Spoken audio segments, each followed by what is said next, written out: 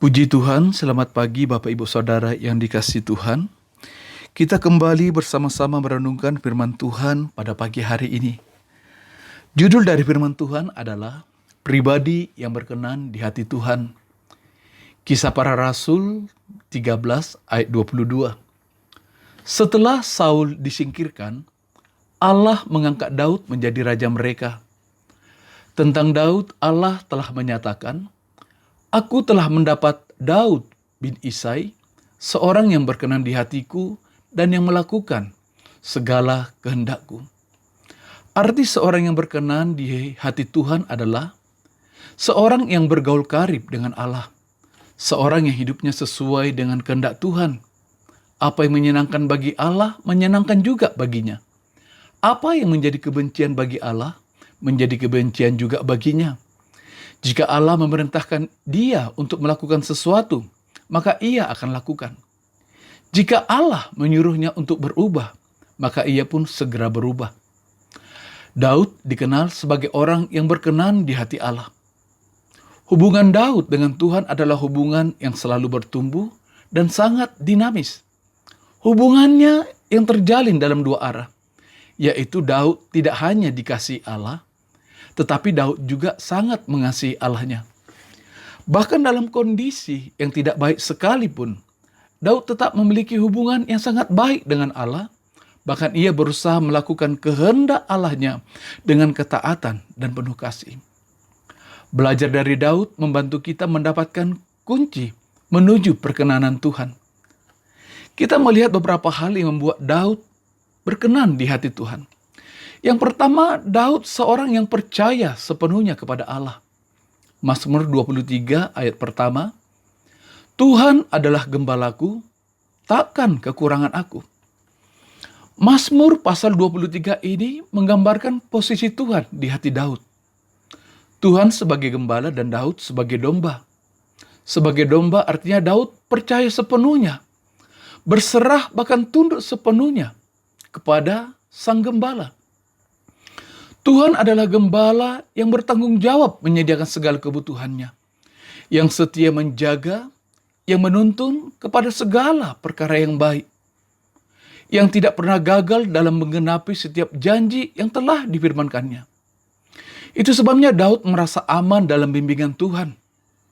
Dan Daud mempercayai Allah dengan sepenuh hati dan mengenal suaranya. Memang mudah mempercayai Tuhan saat keadaan sedang baik. Namun saat keadaan tidak baik, apakah kita percaya bahwa Tuhan tetap memegang kendali? Saudaraku, Daud tetap percaya bahwa Tuhan adalah Allah yang memegang kendali dalam segala sesuatu. Berikutnya, Daud selalu mengejar hubungan dengan Tuhan. Mazmur 63 ayat 2. Ya Allah, Engkaulah Allahku. Aku mencari Engkau. Jiwaku haus kepadamu. Tubuhku rindu kepadamu. Pernahkah kita melihat sepasang kekasih yang sedang kasmaran? Keduanya saling merindukan keberadaan satu sama lain. Bahkan banyak waktu dihabiskan untuk bersama. Begitu juga lah seharusnya kondisi hubungan kita dengan Tuhan. Tuhan mengasihi kita dengan sepenuh hati dan selalu siap menerima kita dalam keadaan apapun. Inilah salah satu hal mengapa Daud berkenan di hati Tuhan, yaitu kerinduannya untuk selalu menikmati kebersamaan dengan Allah. Dalam keadaan senang maupun susah, dia tidak melupakan Allahnya dan tetap selalu mengejarnya.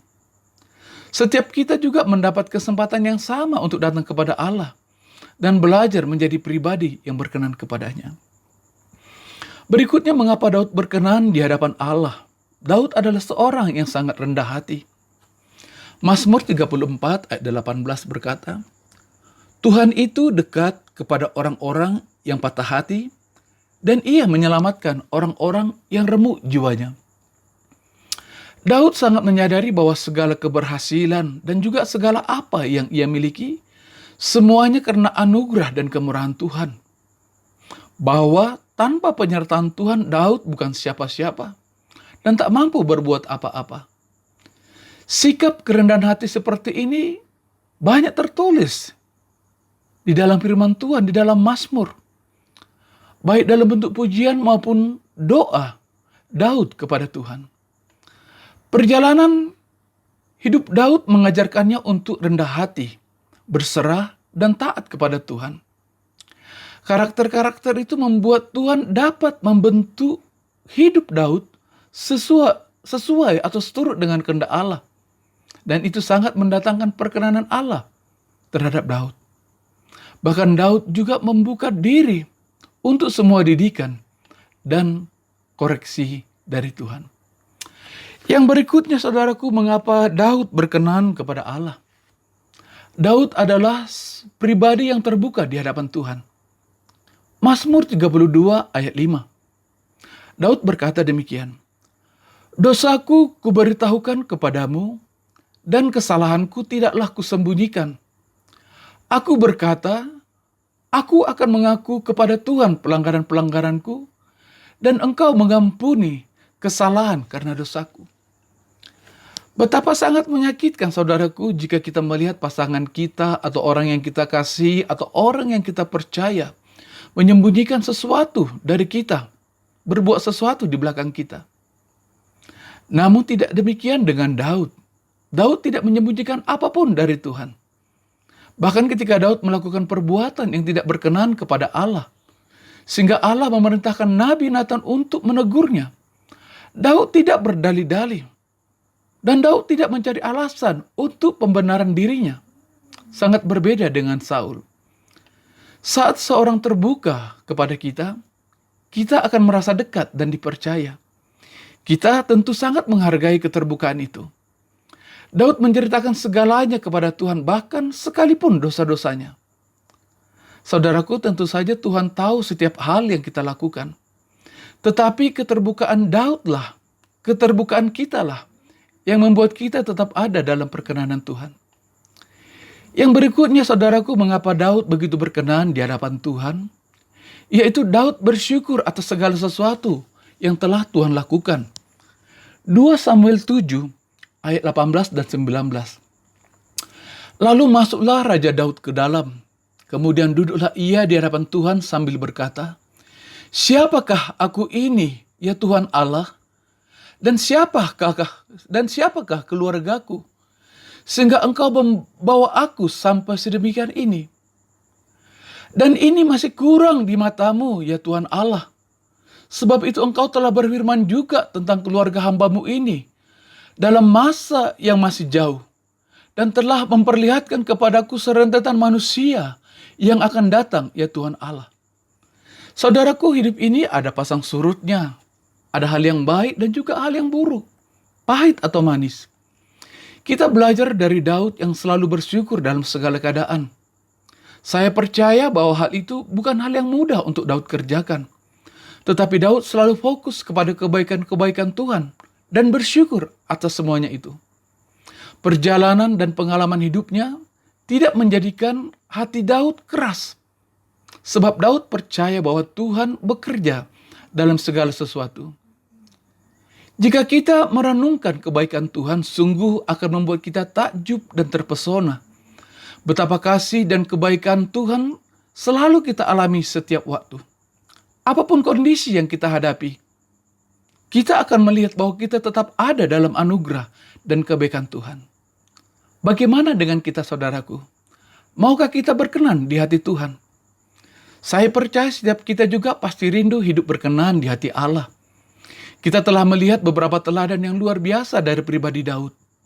Apa yang Daud kerjakan juga hal yang sangat mungkin kita lakukan. Sehingga sebagaimana Daud berkenan di hati Allah, hidup kita juga berkenan kepada Allah. Allah tidak memilih beberapa orang saja untuk berkenan kepadanya, melainkan Allah rindu kehidupan setiap anak-anaknya berkenan kepadanya. Puji Tuhan. Tuhan Yesus memberkati kita semua. Mari kita berdoa, saudara. Sungguh kami bersyukur atas setiap firman-Mu, Tuhan, yang boleh kami renungkan pagi hari ini. Kiranya setiap firman-Mu mendorong dan memampukan kami menjadi orang-orang yang berkenan di hadapan-Mu dan juga menyenangkan hati-Mu.